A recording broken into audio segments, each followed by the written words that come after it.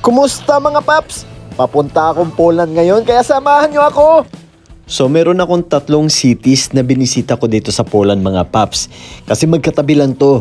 Ito ay ang Gdansk, Gdynia, and Sopot.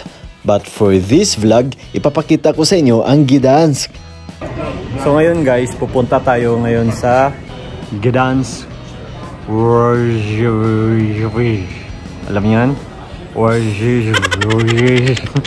Excuse, how to read that?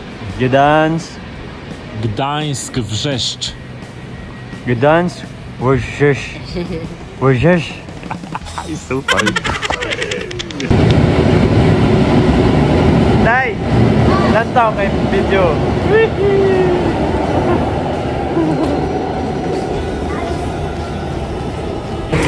Hoy. Ay, KFC dito guys. Ayan ang KFC. Beautiful place, as you see. Is this Catholic church? Is that a church or? It's the main. I have missed. I thought it's a church. If you won't go there and pray, yes, you can. No, I thought it's a church. So ayun paps, akala ko talaga simbahan to. So andito na pala tayo ngayon sa Central Station ng Gdansk. Nako, ang ganda paps, no? Akala ko simbahan. Medyo gabi na nung dumating kami dito mga paps. Medyo late na kaya wala na masyadong tao dito. Pero may mga tindahan pa rin na bukas kasi may mga pumapasyal pa rin. Pero di na ganun karami. Kita mo yung lugar paps. Diyos ko, ang ganda ng lugar. Alam mo yung parang nakikita ko lang sa libro. Yung mga fairy tales na mga story sa libro. Ngayon paps, oh, dito na oh. Parang laruan yung lugar. Alam mo yung mga building nila dito, para mga laruang papel na pinatayo. Sobrang ganda paps. Try nyo dito sa Gdansk. Ito pa paps, hindi lang maganda yung lugar nila dito, napakalinis pa. Kita nyo yung tubig paps, walang basura. At saka hindi mabaho yung river nila dito. Ang ganda paps. May nakapagsabi mga paps na masarap na yung ice cream at yung kape nila dito. Kaya wala nang patumpik-tumpik pa. Pinasok na namin mga paps. At ayun na nga, nag-order kami ng ice cream at masarap na kape. At totoo nga yung chismis mga paps. Ang sarap! Dito kami nag-book ng breakfast namin para bukas mga paps. Napakaganda din dito paps. Parang ito ay ano nila, Boulevard of Broken Dreams by Green Day. Alam nyo yun? I walk a lonely road, the only one that I have ever known. Don't know where it goes. Diba? Alam nyo yun mga paps, no? Halatang matanda na kayo ah. So ayun mga paps, ay biglang umaga na. Good morning everyone. Good morning Gdansk. So andito paps, oh, ganda kahit umaga, no? Kita nyo yan, no? Ganda, colorful, malinis. So ito na pala yung breakfast namin mga paps. Ang sarap.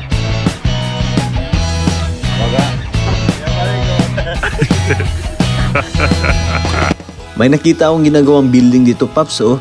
So ganito pala talaga yung style kahit maluma or bago man yung building. O ganyan talaga yung style pops. This is amber. Is this the amber you're talking about? Yes, this is the amber. Narinig mo na ba yung amber jewelry mga paps?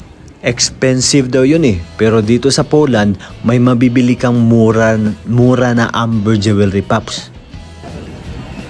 Very sunny pops. So dito sa street na to, kabilaan daw yung display ng amber jewelries. Pakita ko sa inyo paps ha. This amber product.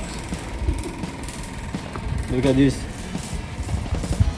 Amber jewelries.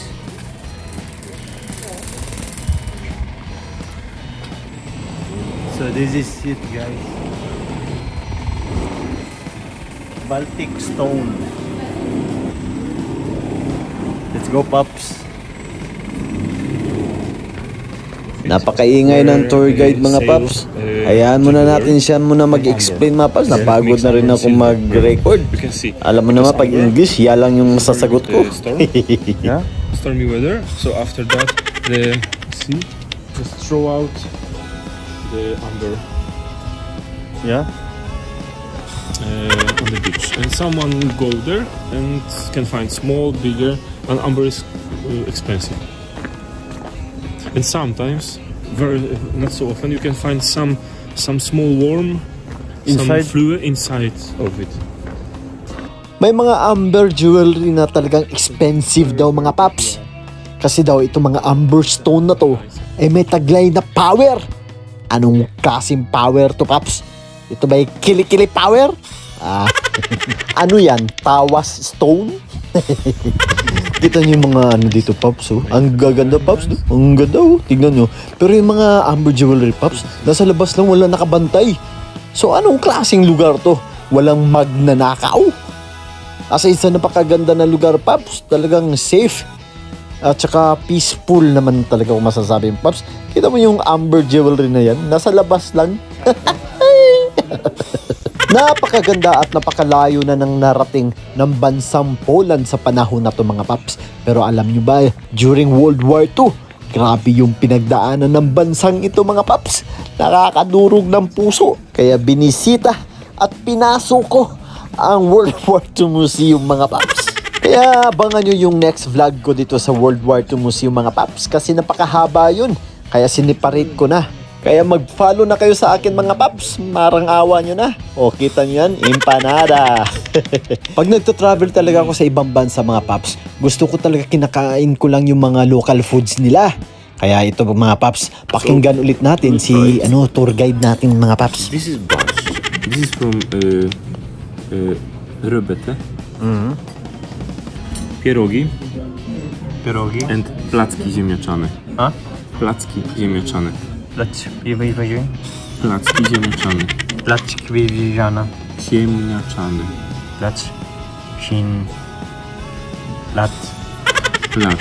Placki i ziemniaczane. Perfect. Jo. Dziękuję bardzo. Aside sa mga local foods nila mga paps, gusto ko talagang matry inumin to mga local beers nila, mga local ang masasabi ko lang sa beer nila dito mga paps, matamis siya, may pagka mapait, pero hindi kasing pait ng buhay ko. Masarap siya paps, kasing sarap ko. Sana subukan mo to talaga, paps. Syempre dito sa Europe mga paps, hindi talaga nawawala yung mga bread. Kaya pinasok at tinikman ko na itong famous na bakery dito mga paps. Ayan, ang daming cake. Ay, cakes pala kasi plural. Marami eh. Nagulat ako mga paps kasi tinitimbang pala pag bibili ka ng cake dito. So ito naman yung donut nila dito mga paps. Napakasarap nito. Pero itong donuts nila paps, walang butas. Parang kailangan nyo ata ng taga-butas, Poland, ha? Pwede mag-apply? So, dito magtatapos yung tour ko dito sa Gdansk, mga paps. Ang masasabi ko lang, ay talagang hindi mo pagsisihan kung magta-travel, kung bibisitahin mo yung Gdansk dito sa Poland. So, ayun na nga mga paps. And our next stop are Gdynia and Sopot, dito pa rin sa Poland. Kaya abangan nyo yung next vlog ko mga paps. This is your Papa Enrique. Until next time, bye!